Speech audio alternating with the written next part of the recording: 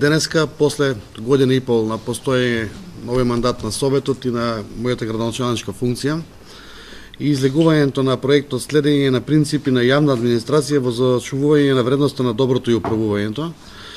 да направиме една мала презентација од оваа брошура која што со покривање на Европска унија секоја година ја отчитуваат транспарентноста и отчетноста и управувањето со финансите во единиците на локалната самоуправа. Значи, општина Кавадарци до пред нашиот мандат, вклучувајќи го мојот и вашите како советници, била на 48 место од вкупно 80 места по транспарентност и отчетност во делот на финансиско работење и работењето на веб порталите и објавувањето на сите документи кои што треба да бидат транспарентни.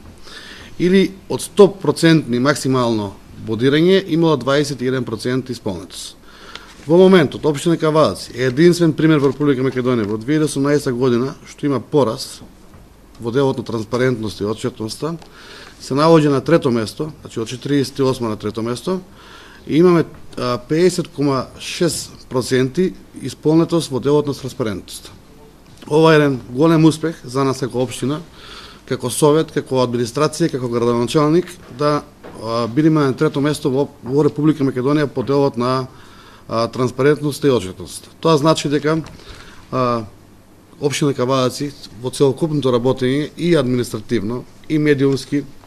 меѓутоа и објективното работење, го има на едно високо ниво. Јас како градоначалник, а верувам вие како советници, 2019 година ќе се бориме да бидеме на прво место. Тоа значи дека имаме уште доста за работа, уште 40% имаме за исполнување за да постигнеме 100% од исполнителноста на критериумот на Европска унија во делот на локални самоуправи. Само за информација, на прво место општина Штип со 61% на исполненост на транспарентност. Така да не е далеко првиот од третиот, меѓутоа ние мислам дека со оваа годишна програма која што имаме и транспарентноста која што ја покажуваме и објективноста и како политички партии, и како градоначалник, и како администрација, мислам дека ќе поминеме над 18% за наредната година и да бидеме еден позитивен пример за граѓанството и позитивен пример за една локална самоуправа и за буџетските пари кои што транспарентно треба да